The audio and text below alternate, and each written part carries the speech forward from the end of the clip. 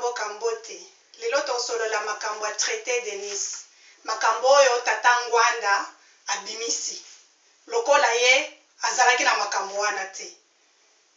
Tata Ngwanda azalaki premier mutu wana ba hospitalier ba contactaki ye. Donc ye aza mutu a liboso ba contactaki ye, mais après baki ko contacter bandeko na biso oyo ba piéger bango. Pona nini tata Ngwanda ayebisaki bandeko na biso teke ngala moni eza mabe bosala attention puisque ye aza mutu moko aza na expérience oyo basi bateke ba mabele mosusu na Congo na tango ya Mobutu. Lokola na lobaki baza kamina na Katanga et tout ça. Mais atiki bandeko na biso basi ba contacter liboso atiki bango bake ko piéger bandeko na biso après un an azobimisa makambo wana. Tosi toyoka ki biso nyonso wana na ba terrain tozoyoka oh nani résistance ezosala na Nice. Mais toyebaki vraiment makambo na kati ndenge ezalaki. Mais ye depuis un an yebaki makambo wana surtout aza muteki ya mabele asi ya mesani. Comment kokaki te toyebisa bandeko na biso basala attention, surtout à préciser puisque nga na uti kan eza pembeni ya Nice. Donc on babengaka ngo Côte d'Azur.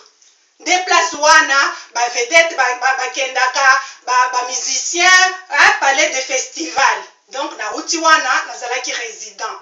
Pour ozala résident na place wana il faut ofuta loyer un an d'avance. Tant on a dit un an d'avance wana ça veut dire ozwi mbongo na yo ya un an ofuti yango garantie boy. Donc nga soki nazana ndako na ngai na futa appartement 1000 €, il fallait na mema 12 000 cash pour nazala résident. Au moins déjà que eza place moko c'est pas facile. Tango komi kuna oyoka kaka yo ozamo pa yo komi kuna oyoka batwana bavanda kuna kaka oh tout est superficiel. Mais finalement otala bango moko pe bazaba superficiel. Donc makambo eza kaka makambo la se tango omona ba fleur kitoko moi kitoko mais kota na kati makambo kaka makambo mabe vraiment masha na masha mai ezokweya partout.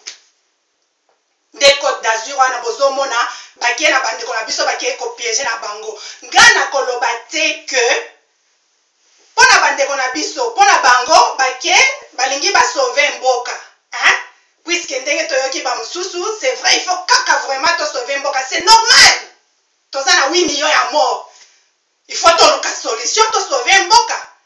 Mais place wana eza place ya ba piège. Ngana benga kango ba memi bandeko na biso na munoko ya requin à plusieurs têtes. Ngayo moi-même tango la komi kuna tolinga to sombi commerce minimum place wana ngala zalaki il faut 200 000 pour un commerce. Fonds de commerce nazo ebisa bino fonds de commerce minimum 200 000. Balinga ki pe ba iba biso. Heureusement naza na expérience ya commerce na bandi commerce le loté. Awa déjà na Belgique nazalaki 3 fois commerçante avant na kende France. Donc nazalaki na expérience wana mais mobali nanga azalaki na expérience wana te.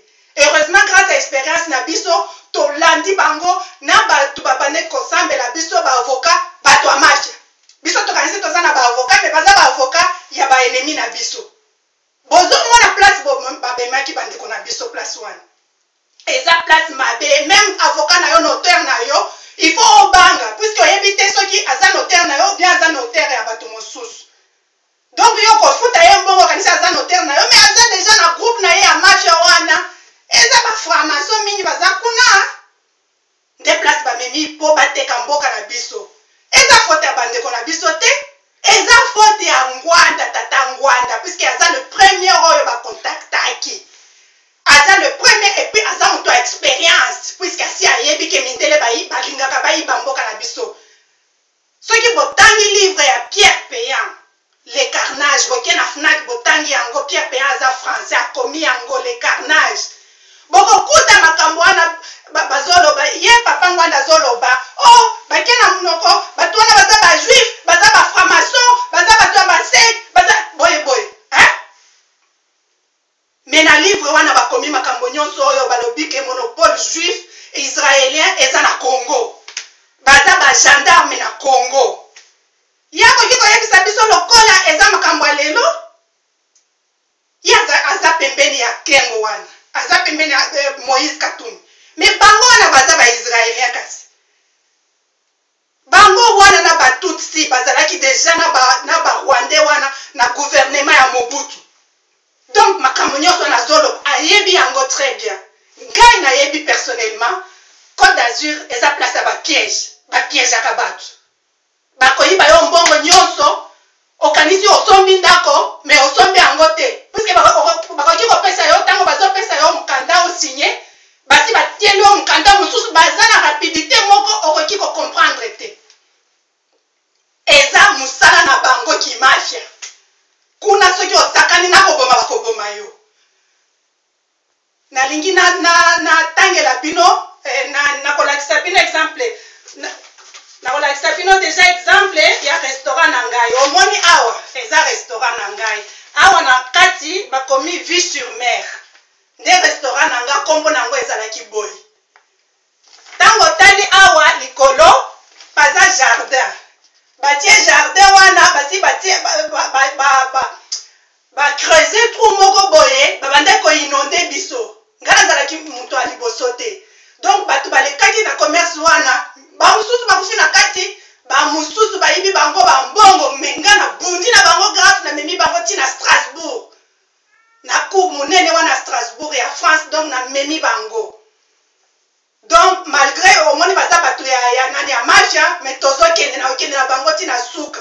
Dep nazo yebisa bino bomona awa oyo pe eza laki kati ya restaurant na ngai.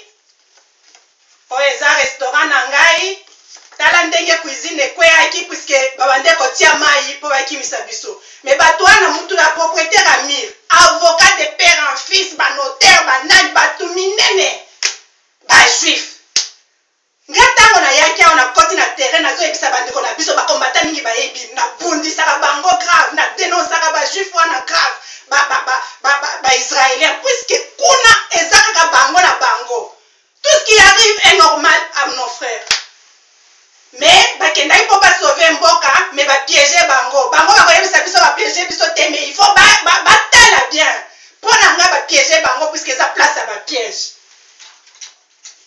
Awa na kotangela bino un peu lettre moko ya François Hollande oyo natinda ya avant francophonie natindelaki hier lettre et puis a répondraki ngai na sina tiaki na ba internet batu mingi batangaki yango et sikoyo ya François Hollande na tiaki te ya ngai na tiaki nalingi natangela bino po boyoka pe ndenge a répondraki. Bon, le chef de cabinet du président de la République, Paris le 4 octobre 2012. Chère madame, le président de la République française a bien reçu la lettre que vous avez souhaité lui adresser et m'a confié le soin de vous répondre. Soyez assurés de toute l'attention portée à vos préoccupations et à vos réflexions relatives à la tenue du 14e sommet de la francophonie à Kinshasa. Ce sommet, qui regroupera les 75 États membres et pays observateurs de l'Organisation internationale de la francophonie, sera l'occasion pour les chefs de l'État de réaffirmer que la francophonie n'est pas uniquement une langue en partage, mais constitue une communauté de principes et d'idéaux qui nécessitent d'être constamment rappelés en République démocratique du Congo comme ailleurs. Ces valeurs sont celles de la solidarité active au bénéfice de la population des États membres, de la promotion de la démocratie et des droits de l'homme, et du respect de la diversité culturelle et du développement durable. Monsieur François Hollande rencontrera également au cours de ses déplacements l'opposition politique, les militants associatifs et la société civile. C'est là le sens de la nouvelle politique africaine de la France. Donc, signé Pierre Besnard. C'est pour vous dire que j'avais reçu cette lettre, j'avais déjà annoncé à tout le monde. Il fallait que j'ai réclamé à ce que la francophonie ne s'efface pas à Kinshasa. Mais comme ils ont voulu y aller, il a quand même répondu à la lettre, puisque c'est quand même un homme d'État, le président d'une république. Donc il fallait bien qu'il réponde, puisque j'avais envoyé une lettre recommandée avec accusé de réception. Maintenant, nous entrons maintenant dans la vraie France. Là, je vous parle, là, elle s'appelle May Dupé. C'est une dame qui a subi la même chose que j'ai subi, et par le même avocat et des notaires. C'est pour vous dire, même des juges sont dedans. C'est toute une bande de mafieux. Je ne comprends pas comment on peut aller piéger nos frères là-dedans. Je vais vous lire son cas de Madame May Dupé, que j'ai même rencontré une fois, puisque je l'ai rencontrée presque à la fin, avant que je quitte Cannes. Bon, le combat de l'auteur par l'auteur, les effets pervers de la séparation des pouvoirs, des conflits d'intérêts par excellence. Et là, nous sommes en France. Inconcevable, l'obligation faite aux victimes de devoir faire un procès contre son propre avocat ou notaire. Il est inconcevable en son principe l'obligation qui est faite aux victimes d'abus de pouvoir, d'abus de confiance et d'escroquerie d'une certaine catégorie d'avocats et de notaires d'avoir à traduire son propre avocat ou notaire devant la justice, faute de contrôle véritable de ces deux professions. En effet, ces victimes n'ont-elles pas été contraintes de laisser en plan une première difficulté judiciaire qui était à résoudre lorsqu'elles ont découvert les agissements de leurs avocats ou de leurs notaires? Ne sont-elles pas alors en droit de pouvoir compter sur un contrôle effectif visant à limiter les préjudices causés par cela, même censés les défendre plutôt que de voir s'accroître leurs difficultés par des recours inopérants? Ce manque de contrôle effectif est d'évidence doublement pénalisant pour elles. Il représente en outre un aveu d'impuissance complice des politiques. La leçon essentielle à tirer de mon cas de figure est qu'il faut en finir avec cette gestion judiciaire fondée sur la connivence et l'incurie et ces contextes qui rendent inopérantes les voies de recours vers lesquelles les autorités n'ont de cesse de renvoyer les plaignants, créant ainsi un cercle vicieux qui ruine l'institution et détruit la personne humaine. Une justice responsable. Il s'agit pour le politique et l'État français d'accomplir son devoir de contrôle de l'institution judiciaire au XXIe siècle. L'État garant suprême d'un pays comme la France ne peut persister dans son refus de garantir les droits fondamentaux du citoyen. Il se doit bien au contraire d'instaurer une justice responsable et apte à sauvegarder les droits de l'homme et les libertés fondamentales par contrôle qui instruisent avec impartialité le dossier des victimes d'abus de pouvoir, d'abus de confiance et d'escroquerie d'une certaine catégorie d'avocats et de notaires et faire cesser les dysfonctionnements qui broient à tour de bras les vies humaines. Ça, ce n'est que, oui. Normalement, c'est à l'origine l'histoire d'une spoliation organisée. Donc, histoire d'une spoliation organisée. Là, je vous dis déjà ceux qui se battent sur place à la Côte d'Azur. Comment on peut prendre nos frères pour aller les faire signer? C'est toute une organisation d'expoliation. C'est des voleurs. Ils ont amené nos frères là. Sûrement, ils les ont piégés. Nous demandons aussi à ce que M. François Hollande puisse voir ce qui s'est passé concernant ce problème de vente des parties du Congo. Ces gens-là, ils viennent au Congo pour chercher à avoir une partie du Kasaï, une partie du Katanga, une partie des Bas-Congo. Ils prennent les trois régions. Et quand on suit bien, tout ça est mentionné dans le livre de Pierre Péan, le monopole israélien au Congo. Mais mes frères et sœurs, réveillez-vous. Et surtout, ne condamnons pas nos frères qui ont été là-bas. Moi, j'ai été résidente là, je sais de quoi je parle.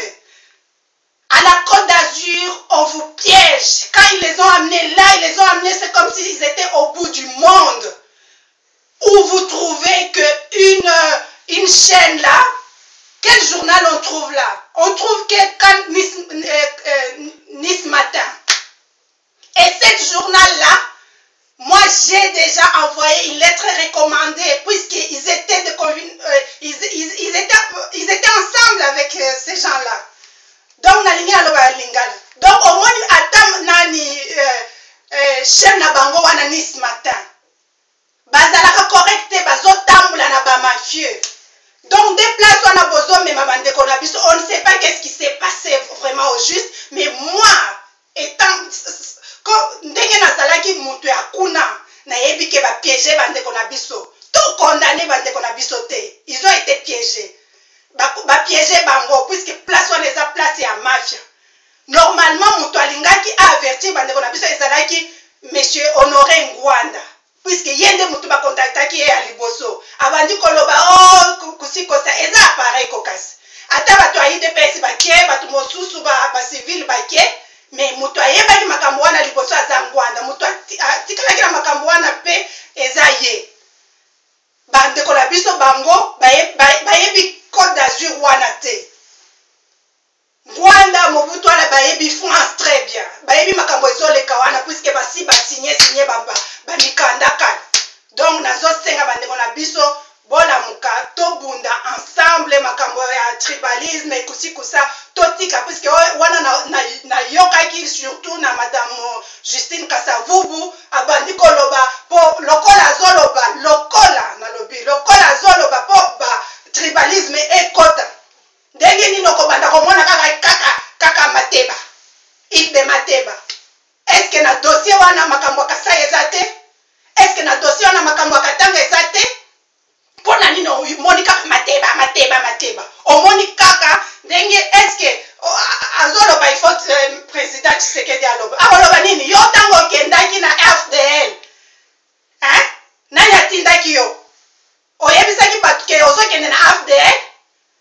Yo, oui, mon père était le premier président. Hein? Yo, mon père était le premier président. Ok, Kosala Moussala, na FDL ba rebelle. Il faut mosusu botala malamu, tango bozoloba, il faut pas qu'on loba n'importe quoi. Parfois, il faut que zonga sima, kotala, place nini bakie. Il ne faut pas vous condamner, oui, puisque c'est Kassai, oui, puisque c'est le président Tshisekedi, il est du Kassai et machin, ça. Mais arrêtons. Mobutu wana azalaki na pouvoir 32 ans. Azalaki Kassai, pona nini biso nyonso tozalaki quand même pepe na ye tozo respecter. Pona nini to bande ko saloko yebisa biso, oui, peut-être dictature. Non. Mobutu abande ko banga katanga wana. Donc c'est pour vous dire que il faut tozala batu moko.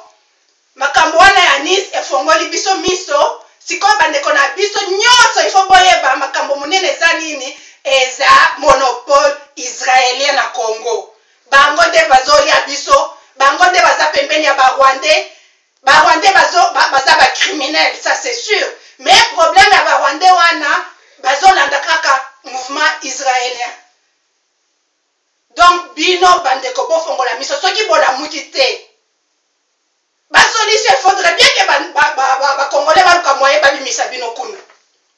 Bomoni ezata bolamuka puisque soki bino botiki kaka mutu moko alamuka baokanga ye mais soki boye ebele ndenge tomonaka ba mushi ba ebele est-ce que kozwa mushi nyonso boye okanyi bango facilement de wana tolobi bolamuka mingi bino boza bandeko na biso bolamuka po contre batu wana bakima baza très dangereux mais bobanga te puisque au moins moyibi tango koti na ndako a moyibi abangaka ayebi ke akolala te yo pe pa na yo kolala mais ye akolala jamais te ata aza na ba arme ebele alalaka te. Donc bino pe bolamuka bolala lisusu te po bobenga na moyibi wana Kanambe wana alias Joseph Kabila il faut akende 2013 oyo bandeko na biso il faut akende poto tonga mboka na biso. Pona nini bango bazozwa mbongo, bazozwa ba richesse na biso, bana na bango bazolia malamu, bana na bango bazokende kelasi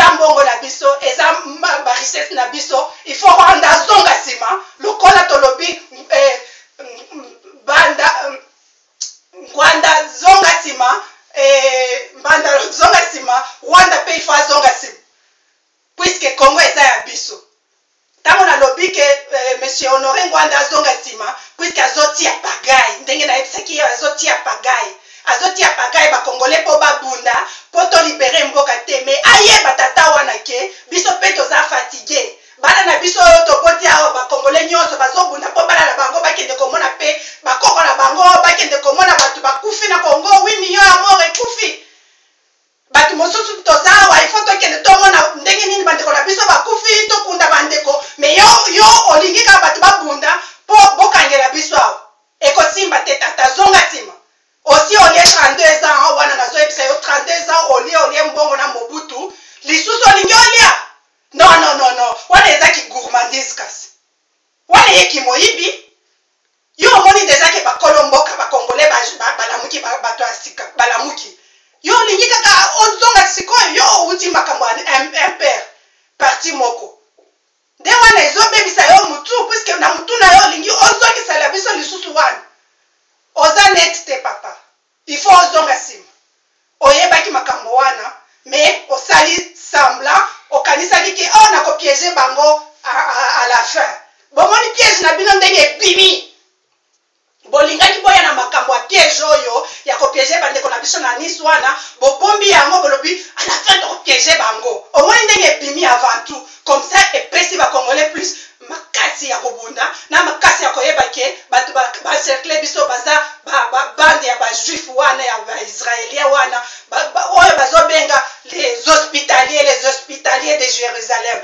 les hospitaliers de Jérusalem wana soi-disant baprince ntango tokotanga wana bazalaki baprince babengani bango bake wana babengani bango bake wana donc bo baza bainstable balingi sikoyo bakende Congo batika makambo ya kiprince wana makambo ya kiprince na bango bakende nango na Israël biso pe toza na baroi na biso tu as besoin na baprince ya bato baya kotonda nous avons besoin de coopérer avec des gens d'égal à égal c'est fini les histoires là de penser à voler les Congolais vous les hospitaliers vous avez vu ce que vous avez sémé au Congo mais grâce à vous les Congolais sont debout nous vous remercions puisque grâce à vous les Congolais sont debout ils vont se battre.